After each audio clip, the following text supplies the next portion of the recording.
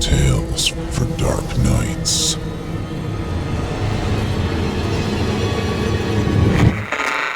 Want to make sure you never miss a Chilling Tales for Dark Nights video again? Be sure to subscribe and hit that bell to turn on notifications. It's time to turn off the lights and turn on the dark.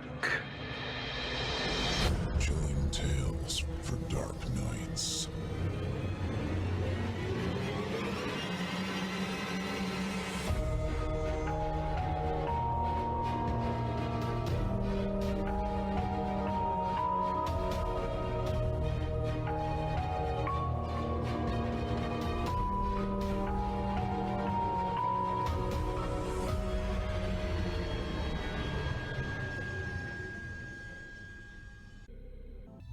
Good evening, listener.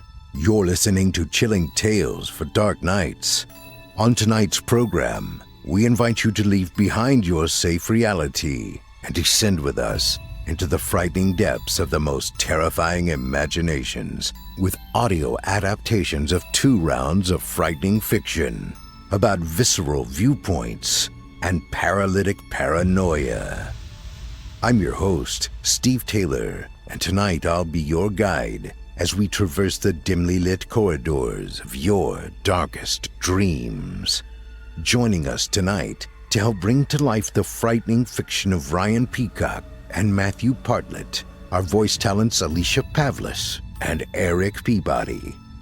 Now, get your ticket ready, take your seat in our theater of the minds, and brace yourself. It's time to turn off the lights and turn on the dark.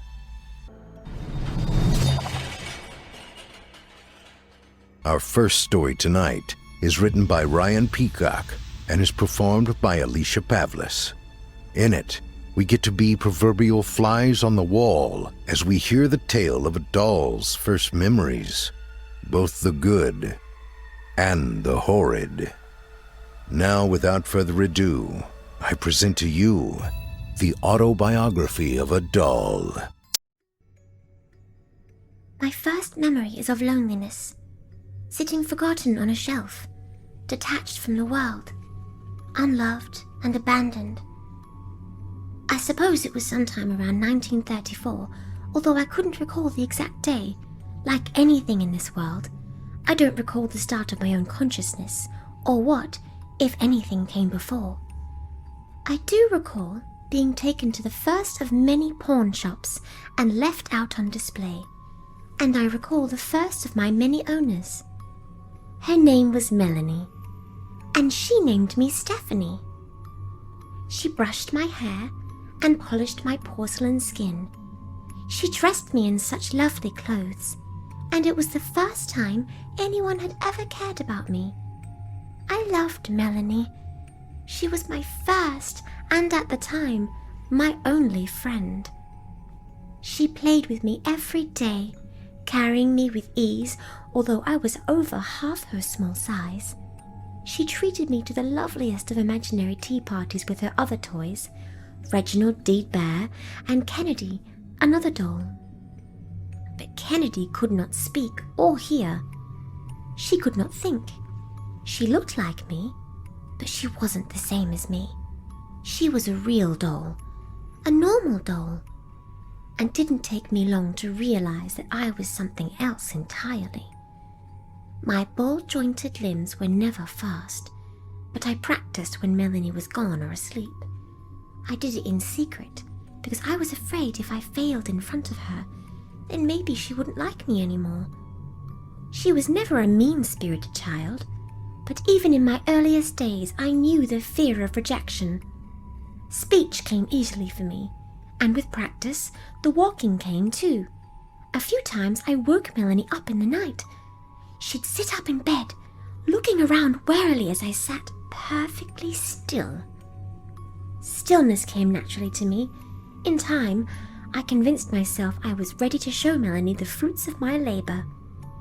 I waited for her to set up that day's tea party with Mr. Bear and Kennedy on either side of me. I would be sitting across the table from Melanie. I would be able to show her what I was, that I could play back, that I could be her friend. As Melanie poured me a cup of imaginary tea, I reached out to pick it up, and for the first time I spoke to her. "Thank you, Melanie." She stared at me, wide-eyed and horrified, as I pretended to sip from the empty cup. That was when the screaming started. I didn't know what to do. I wanted to ask why. I wanted to silence her, to assure her everything was fine.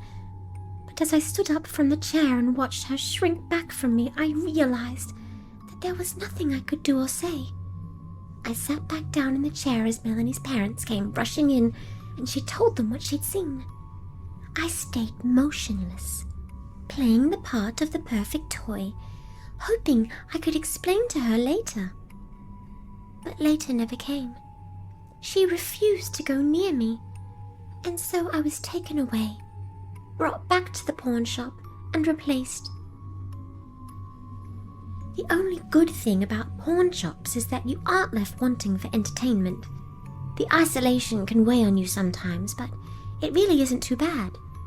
For the first little while, I sat on my shelf, waiting to be taken home by another little girl, hoping that maybe, just maybe, she would accept me. After all, I was better than the other dolls. I could love her back, but I was always passed by, again and again.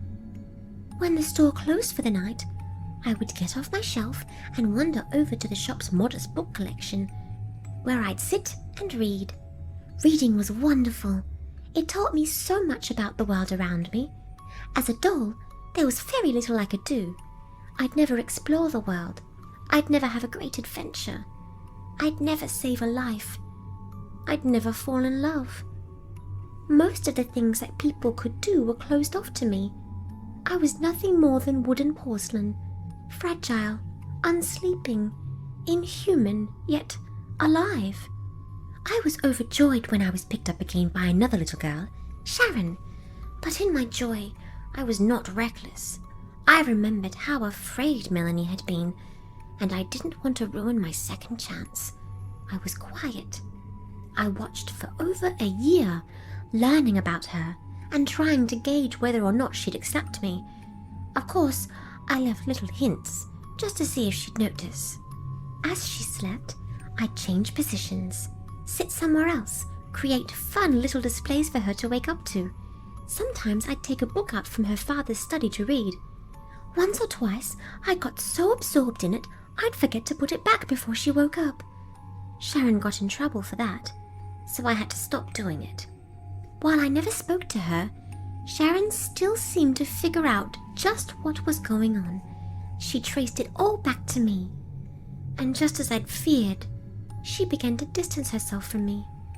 She stuffed me into the back of her closet and forgot about me, until years later when I was sold to another pawn shop. And thus continued the cycle of my life. Someone, usually a little girl, would buy me, and in time, my efforts to drop hints about what I was scared them off. Once, I was even outright thrown into the trash. I fished myself out that evening and spent the night walking to the nearest pawn shop, because I had no intention of being thrown out with the rest of the trash. Life was a miserable affair, and as time went on, I began to question the why of my own existence. The people around me aged. The world changed. But there I was, ageless, eternal, sleepless, sitting on the shelves of countless pawn shops. I went from days to weeks to months, and finally to years without being bought. So much time alone, and trying to occupy myself. So much time being bounced from home to home because no one ever wanted me. The world changed, and so did I. I began to anticipate my inevitable disposal. In a desperate search for purpose, I embraced my status as a creepy doll. What else could I do? My mischief was harmless. When people weren't looking, I'd move. I'd go to different rooms. I'd follow people I didn't like around the house just to see the unease on their faces. In the darkness of the night, I would stand outside the rooms of my victims and giggle. just because I could. I was alive, and they knew it. My existence ran contrary to their understanding of the world, however, and so they denied my reality, or assumed I meant anything more than harmless mischief with which to pass my lonely existence. There were times where I contemplated revealing my true self to the world. I wondered what they would make of me, but in the end, I decided it wasn't worth it. The unpredictability of it put me off. I'd read enough stories where the abnormalities of the world were torn apart and studied. That had no appeal to me. I didn't feel pain, but I was fairly certain that I could die. I was miserable, but I had no interest in death, not while there was so much life still to live. Even when I had no home, I could torment the pawnshop workers as much as I wanted. It was the only form of interaction I could get, and so I took it. For 70 years I drifted through the English countryside. I existed, and while it was not a perfect existence, it was mine. Then Celeste came along. It had been almost 7 years since I'd been owned. I was in a Liverpool pawnshop at the time, where I spent my days teasing the workers and my nights reading quietly in the furniture section. I thought nothing of the dark-haired woman in her mid-20s who came in that day, just another customer, probably looking for vintage records or second-hand books. Her outfit was all black, her hair dyed to look like the twilight sky. She walked through the aisles, pausing to look at me for a moment.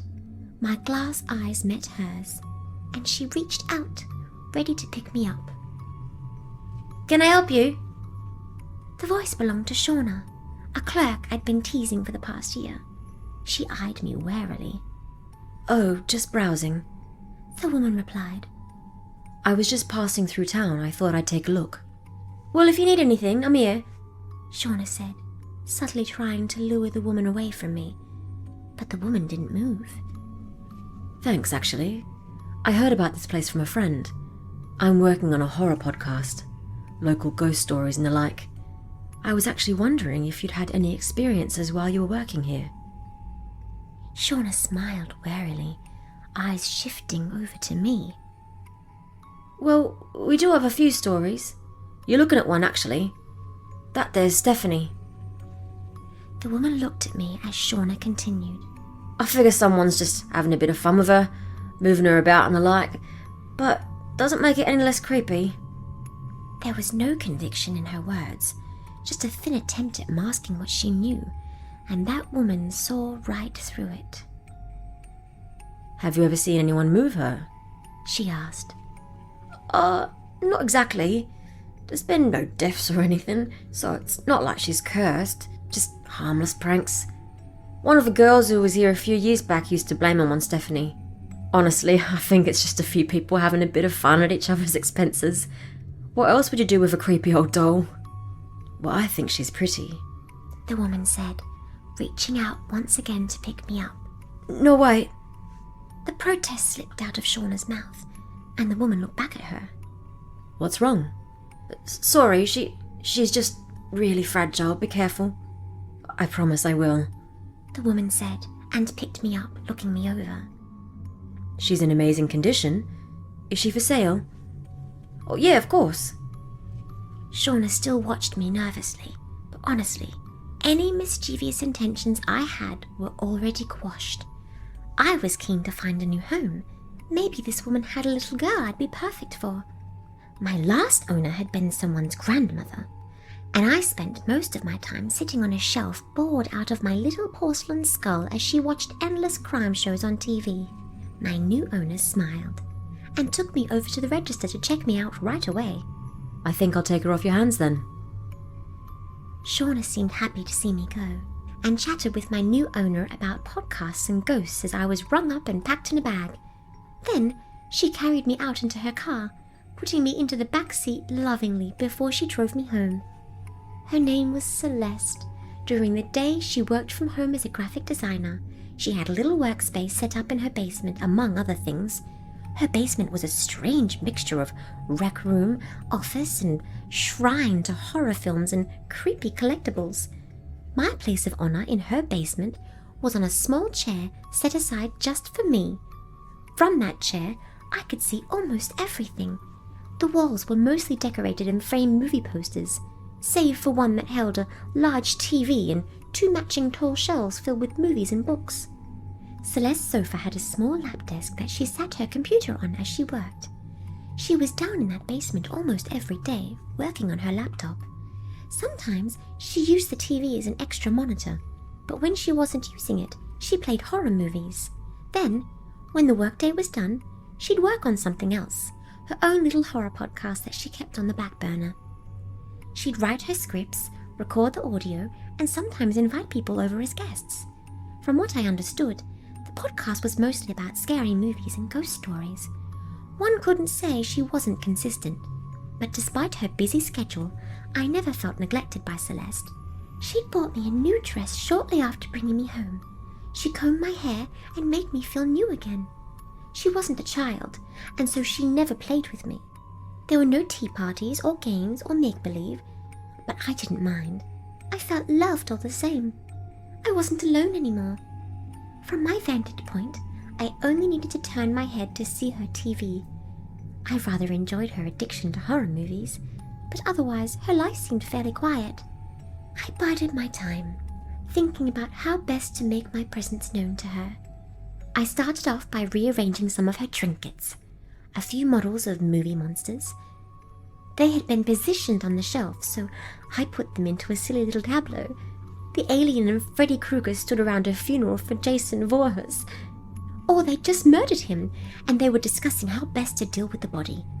Once I'd done the deed, I returned to my spot, giggling wildly, and I waited for her to come downstairs. What I hadn't expected was for the alien to fall off the shelf and lose his head.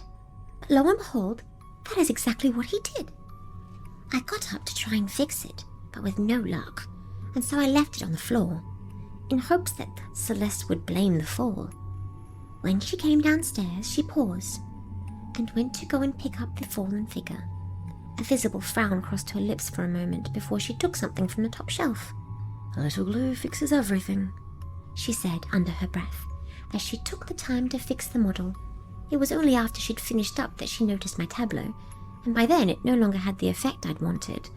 She put everything back in place, then went to turn on a movie. As it played, I turned my head to watch it with her, and I must admit, I found myself getting quite absorbed.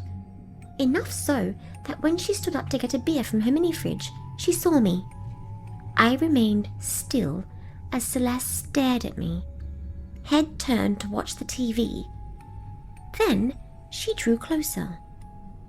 She knelt down in front of my chair and turned my head to look into her eyes.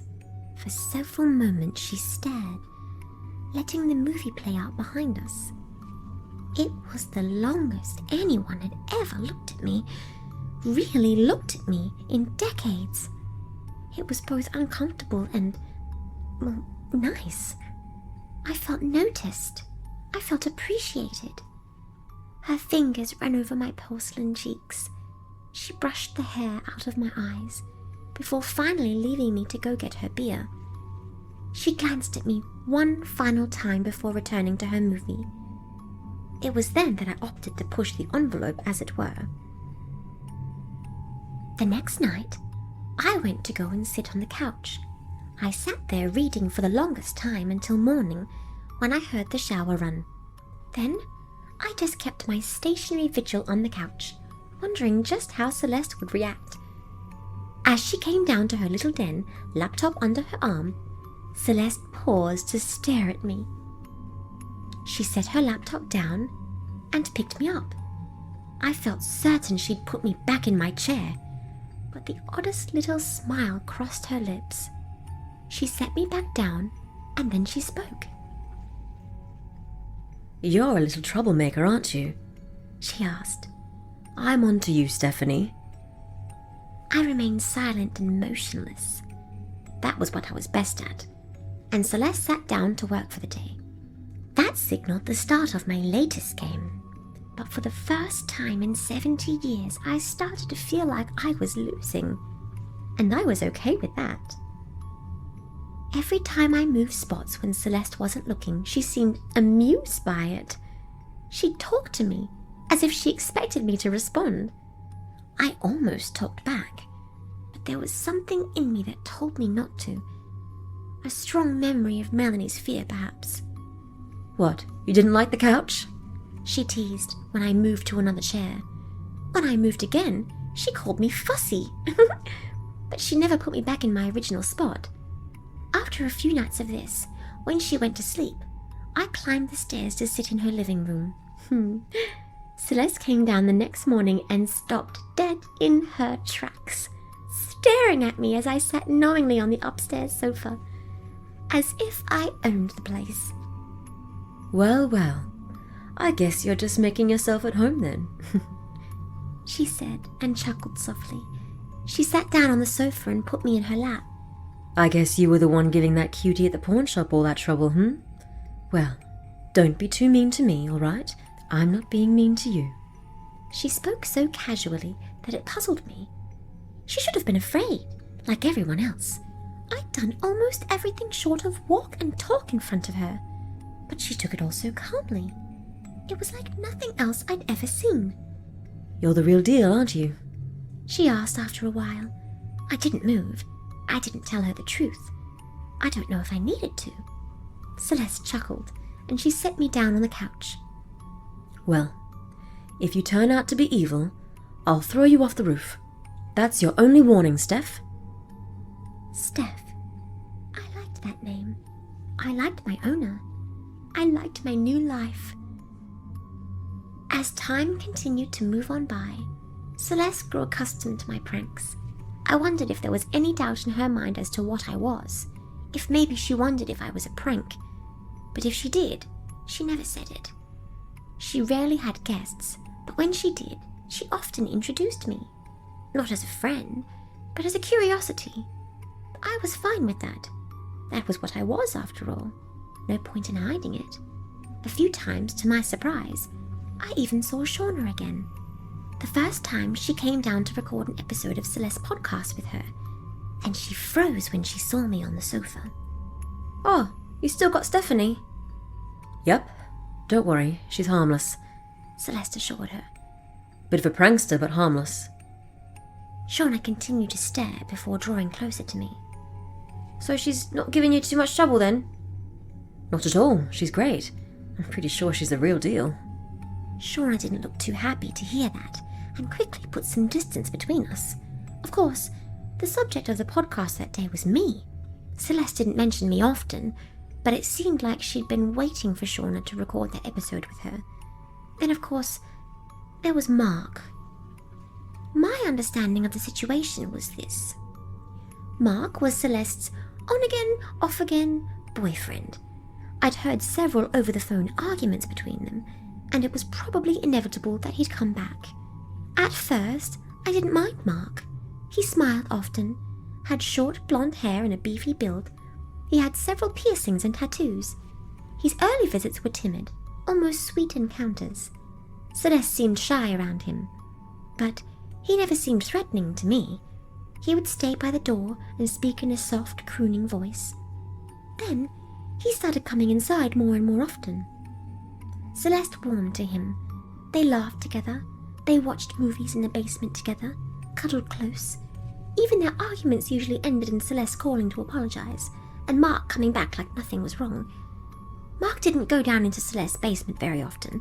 On the rare occasion that they did watch a movie together, it was never horror. He didn't like horror. He didn't seem to like the basement much either. The first time he came down, he didn't spend much time looking around. So more shit, huh? He asked, somewhat playfully, somewhat frustrated. Well, yeah, this is my collection, Celeste said shyly. I couldn't get rid of it. I mean, it took me a while to find all this stuff. Mark's eyes settled on me. That's new. What's with the doll? Oh, that's Stephanie.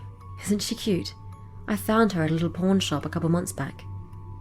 Mark kept his distance from me, but I could tell he didn't approve. You know, you probably spend your money a bit more wisely. Celeste snorted. On what? Mark had no response for that, and just sighed, stepping away to avoid the now brewing argument. I don't know, other stuff. Here, you gonna put a movie on or what? Celeste frowned, but did as he asked, letting him pick a military-themed action movie, just like he always did. It took me a while to notice their arguments became more and more frequent, and over smaller and smaller things. What time the dishes were washed, how much time Celeste spent working on her podcast. Mark seemed to disapprove of it, and his disapproval resulted in less time put into working on it. Small things led to big outbursts until at last they culminated in a turning point. I didn't hear what started the argument.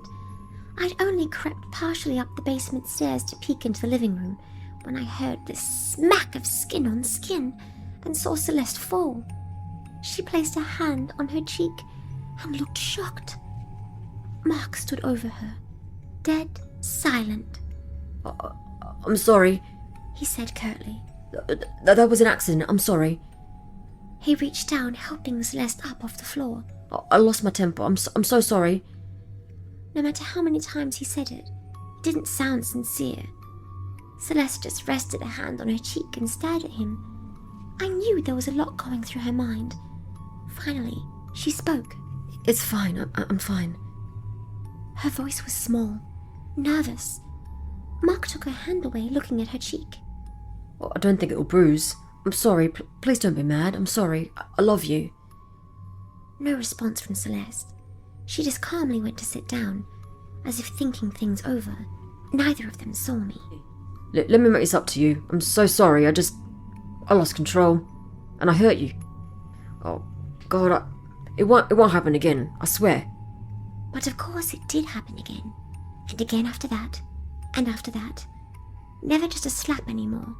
It turned into a punch. He'd throw her across the room. The apology wouldn't always come afterwards now. In fact, the apologies tapered off. The basement became Celeste's refuge. She would go down there to cry. Sometimes she would hug me tight as she did, and with the gentlest of touches, I would hug her too. Celeste's work laptop sat untouched. She never seemed to go out anymore, or talk to her friends. Mark didn't like her socializing with people when he wasn't around. He didn't like her working where other men might talk to her. He even accused her of camming, whatever that was. In his rage, he called her such awful names I would not repeat. And as this went on, as my Celeste suffered, I suffered. I suffered until I could not take it anymore. I had been good around Mark, firstly out of respect, but later out of fear. He'd never paid me any mind. I was just some of Celeste's shit that was crammed into her basement. It was a harsh label, but it was a useful one. It allowed me to do what I needed to do. With Celeste's laptop untouched, I found myself drawn to it. Of course, I had used it before, without her knowing, but this was different. Now, I was doing it to learn. I was doing it to help. It took me a while to create my very own email. Navigating a keyboard with little ball-jointed fingers was not an easy task, but in the end, I did it. I read through Celeste's contacts, and I found Shauna. She and Celeste had emailed a bit back and forth to set up her appearance on the podcast. It seemed like they had struck up a bit of a friendship. That was good for my purposes. I had memorized Mark's work schedule, so I knew when he would be out of the house, and I set up my meeting for then. This is what I sent. Hi, Shauna. I'm a friend of Celeste's, and lately I've been very worried about her. I'm concerned for her health and well-being, and fear that she may be in a dire situation. I'm not sure if you've met Mark, her boyfriend, but I've seen that he has been mistreating her. Celeste never seems to leave the house. I see bruises on her face. I know he is hurting her. I know she is afraid to leave. I don't know how much support I can offer her, but I know that you might be able to help. I'm not sure who else to turn to. You're the only one I know that I've seen with her. I need you to talk to her in person, not by email or over the phone. I think Mark is monitoring those. I'm afraid for her safety. I almost signed my name, but I stopped myself. Shauna might not take an email from me very seriously. So I left it anonymous. Maybe they might still figure out who it was. Part of me selfishly hoped they would, but it was a selfish want. I included Mark's work schedule to give Shauna an idea of when Celeste would be alone, and then I waited. Shauna came 2 days later, barely 10 minutes after Mark had left for work. From the basement, I could hear the knock on the door and Celeste's wary footsteps as she went to answer. Hearing Shauna's voice lifted my spirits immediately. Celeste, it's good to see you. I left my spot on the sofa to slowly climb the stairs and watch. I made it to my usual vantage point just in time to see Shauna examining a very prominent bruise on Celeste's cheek. Celeste avoided meeting her eyes. Jesus, he did this to you. It's nothing. Celeste said softly. I fell. It's fine. Well, whoever emailed me didn't seem to think so. Shauna argued, following Celeste as she tried to retreat into the kitchen. I got an email the other day talking about how they were worried about you. You're not leaving the house. You've got those bruises. The podcast hasn't been updated in weeks. Mark's taking care of me, Celeste murmured under her breath, and Shauna grabbed her by the shoulders, turning her to look her in the eye. That's a lie, she said sternly. Look, obviously something's going on, and people are worried about you. For God's sakes, some stranger reached out to me.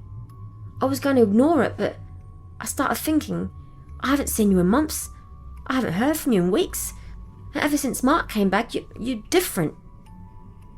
Then tears in Celeste's eyes confirmed what she knew to be true, and she began to break down, crashing into her friend's arms to sob. If I had a heart, it would have been warmed. Shauna hugged her, for a moment unsure of what to say next. Shh, it's okay. It's alright, let it out. She seemed to hesitate for a moment before speaking again.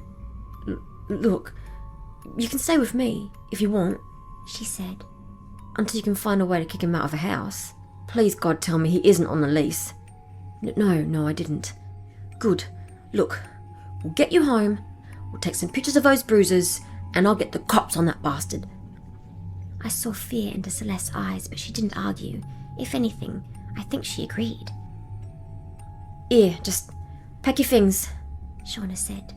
I'm taking you out of here, now. Shauna took a step back, nodding slowly before pausing to ask. Who sent the email? She asked. I started back down the stairs again, knowing what was coming, but I still heard it. One of your other friends? They didn't sign their name, and I didn't recognise the email. Maybe someone saw us while we were out a few months back. I can't remember. I sent a follow-up asking who it was, but they haven't replied yet. I had forgotten to check to see if she'd replied, but that could wait. Celeste's eyes shifted over towards the basement stairs, and I ducked out of view, heading back to my original chair to sit pretty and perfect. Celeste said something, but I didn't hear what it was before the footsteps came down to join me. Celeste stepped into the basement, eyes immediately fixing on me. She stared at me, just like she always had. Stephanie? She asked. I didn't answer. Celeste knelt down before me, staring into my eyes like she had countless times before. She was crying, and I could feel her fear, but it wasn't of me. Let's go pack. Celeste picked me up and carried me upstairs. I was the only thing she took from the basement, the only thing that mattered to her. Shauna stared at me uneasily as we passed her, but she made no comment. Together, my girl and I went upstairs to the bedroom. I'd never been there before. The queen-size bed was unmade, and the large window that faced out onto the street was open. A pleasant breeze billowed past the white curtains. I was set down on the bed as Celeste took a gym bag out of the closet and began to stuff her things into it. No time to fold. She just wanted to leave. And I wanted to leave with her. If I could have smiled, I would have. Then I heard it downstairs. The slam of the door. And Mark's angry footsteps. He shouldn't have been home. I timed it perfectly. And yet, here he was. Had he come back? Had he seen something? Suspected something? Why? How? Who the fuck are you? He snarled. What gives you the right to come into my house? I'm sorry. I'm just a friend of Celeste. Shauna protested. I was just stopping by to check on her. Yeah? And did that involve parking outside the house until I left? wasn't sure if I was supposed to be angry at Shauna for being noticed or angry at Mark for being so paranoid that he'd noticed. Look, I wasn't trying to... Are you fucking that little dyke? Mark snarled, and I could hear a struggle downstairs. Are you fucking that little... Get off me! I could hear Shauna slapping Mark before Mark retaliated. I could hear as Shauna cried out in pain before the sound of Mark's booming footsteps ascending the stairs drowned everything else out. Celeste stood frozen in front of her bed, tears flowing freely down her cheeks. Her body trembled in fear as the monster came for her. He stormed down the hall and through the bedroom door. He didn't speak a word. He just threw a punch. Right into Celeste's face. She hit the ground with a strangled cry and curled into a ball as Mark stood over her. What the fuck is this? He growled, reaching down to pick her up. He pinned her against the wall beside the large window that looked out onto the street. You think you're just gonna up and fucking leave me, do you? Celeste choked out terrified apologies as Mark's hands rested around her throat. Let me make this abundantly clear, okay? You are mine. You are my girl. And we are not done until one of us is in a fucking body bag. Do you hear me? Sorry. I'm sorry. I'm sorry. The words tumbled uselessly from Celeste's mouth and were drowned out in her helpless gagging as his hands tightened around her frail little throat. So what you want, sweetheart? To be in a fucking body bag? Her feet no longer touched the floor. Her face was turning red. He was killing her. Whether he meant it or not, she was going to die. Fear no longer mattered to me. Stop it! Now! It was the first time I'd heard my own voice in years, and it caught his attention. Slowly, I stood up as Mark looked back at me. His grip on Celeste's neck loosened. His eyes widened in terror. Celeste's eyes focused on me, unblinking, but not afraid. Hopeful. Stay away from her! Don't you dare touch her! Mark shrank back against the window, eyes fixated on me before narrowing. Jesus fucking Christ. What are you? I didn't answer. Because I didn't know. I just stood and stared. What are you? He demanded again. I'm just a doll, I replied, and took a step towards him. But if you lay one more finger on her, I'll hurt you. Mark remained still for a moment, and I hoped he'd run, just like everyone else had run. But I could already see his expression hardening as he realized I posed absolutely no threat to him. I had no supernatural powers, no weapons, no ghosts or demons at my disposal. It was just me. Maybe that would be enough, as Mark's hands balled into a fist, as he prepared to strike me. There was only one thing I could do. I knew what would happen if I did it, but maybe, just maybe, I could make a difference. Celeste looked at me with a silent look of wide-eyed awe, and now I looked back at her. Then I ran forwards. I didn't have much power, but it was enough. I launched myself into Mark's chest and felt his body slam against the windowsill, and then he tipped over it. Together, we slid down the slope of the roof. I heard Mark screaming, and the last thing I saw was Celeste's face in the window as she screamed my name. My body would shatter. I would die, but I was happy. Some people were worth shattering for. Mark would die with me. Celeste would be safe. I was happy as I hit the ground, and for the first time in my life, I slipped into oblivion. I called myself a doll, but sometimes I wonder. Dolls don't feel love. Dolls don't feel loneliness.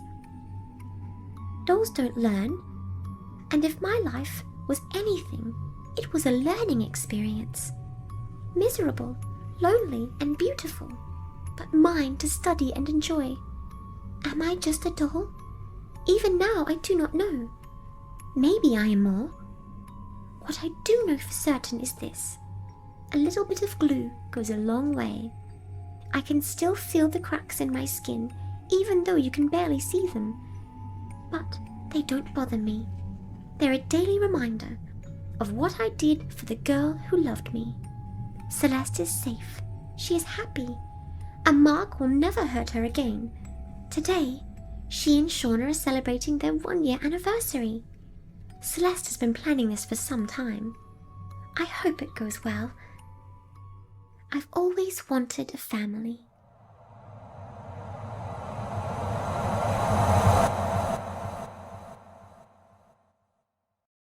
I hope you enjoyed The Autobiography of a Doll, as written by Ryan Peacock and voiced by Alicia Pavlis.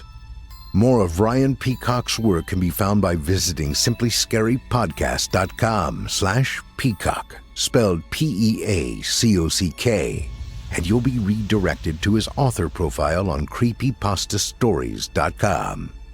You can also read more of his work by visiting his Reddit profile at user Head of Spectre. That's u/HEADOFSPECTRE. If you enjoyed Alicia Pavlis' performance, you can hear more of her right here on our very own YouTube channel, as well as on her website, www.aliciapavlis.com/voiceover. You can find her many projects there, including information about her movie, Apparition. Up next, we've got a second sinister story for you, as written by Matthew Partlett and performed by Eric Peabody. In it, we'll meet a man named Michael, who is paralyzed in a hospital bed, unable to move anything apart from his eyes. Michael uses a new technology to tell his wife what really happened to him the night of his injury, and the truth about the man who is now sharing her bed. Without further ado, I present to you The 20-Year Itch.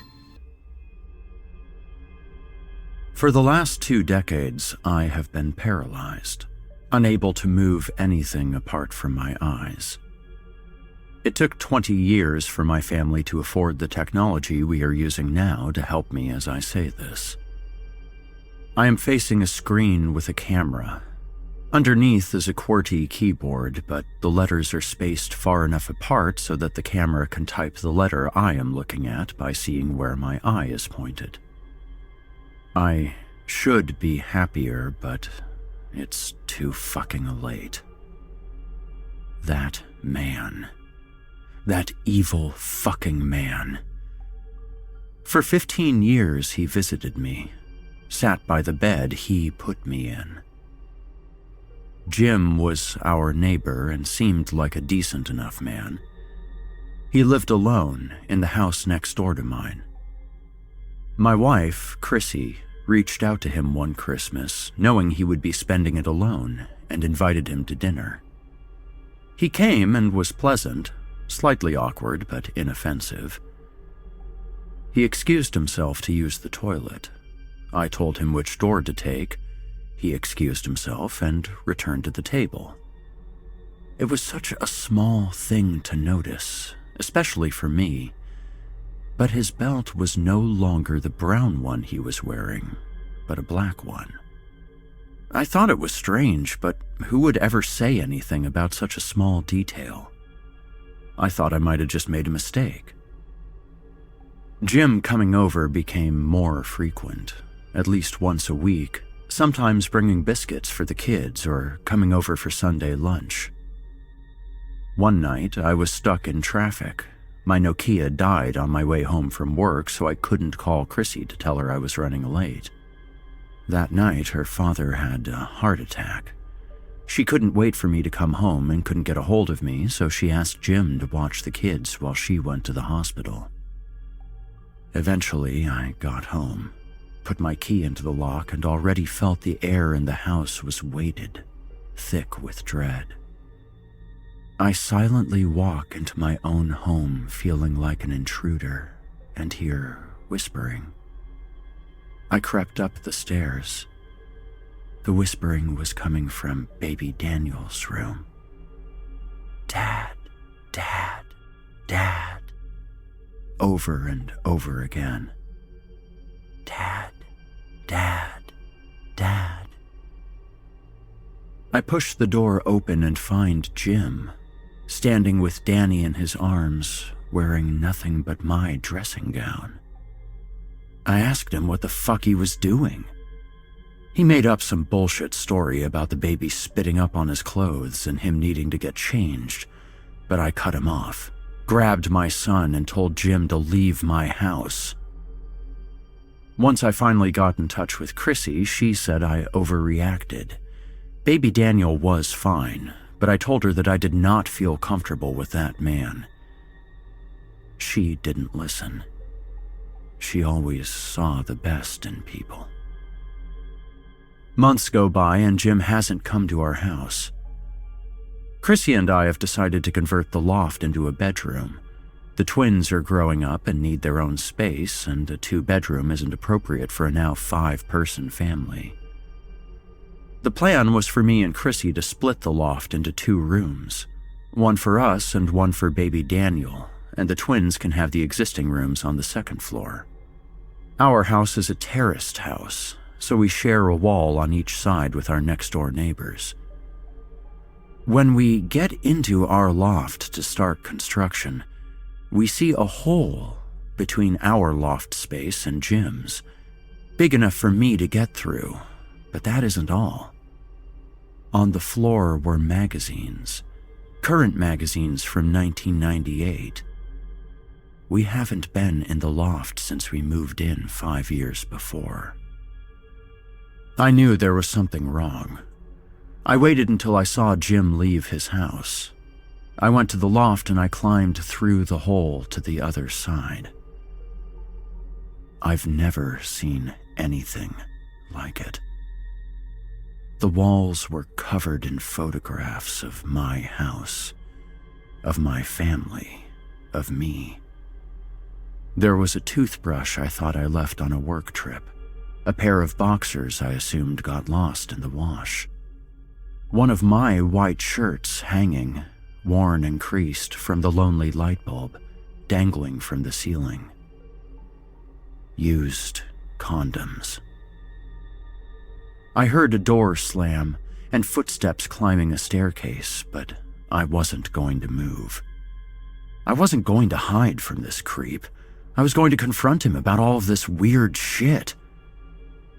I heard the ladder to his loft creak as he climbed it until there he was, directly in front of me. He didn't even have the courtesy to look intimidated. That's when I made the stupidest mistake of my life. I lunged at him, arms outstretched, ready to wring the fucker's neck, when I fell through the plaster. I snapped my neck, tore the nerve in my spine, and hit my head on the falling debris. I landed on his bedroom floor. It looked just like mine. I woke up 6 months later, stuck in this bed. The first thing I heard was my baby son calling that man Dad. The first thing I saw was my wife, resting her head on this man's shoulder. He visited me for 15 years, smiling from the foot of my bed, silently bragging about the life he stole from me. For 20 years, I watched my son grow up not knowing me and calling another man his father. Jim died 5 years ago. Chrissy has worn black every day since. I will never get the last 20 years of my life back, but my family needs to know the truth. My life may have been a waste, but their lives have been a lie. I'm sorry, Chrissy. I thought you should know the truth. I love you.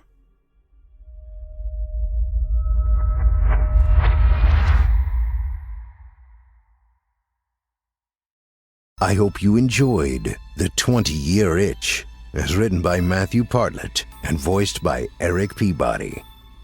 If you enjoyed Mr. Peabody's performance, you can hear more of him on the Chilling Tales YouTube channel, where he holds the second-place championship title for 2019's Evil Idol competition.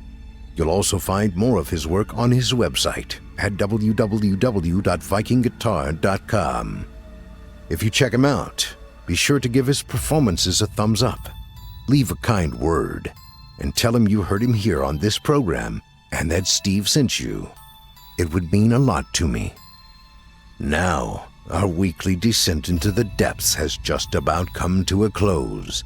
But before we go, I'd like to take a moment to thank you for joining us for tonight and remind you to take a moment to stop by our iTunes page and leave Chilling Tales for Dark Nights a 5-star review and a kind word, and follow us on Facebook, Twitter, and Instagram if you haven't already.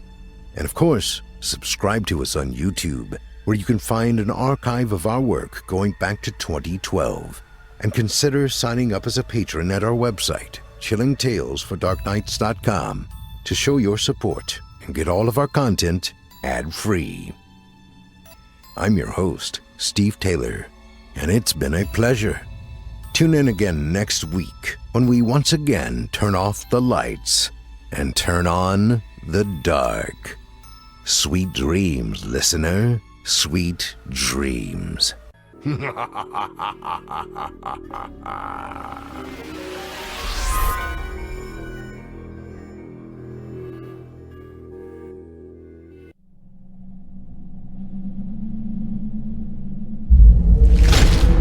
Chilling Tales for Dark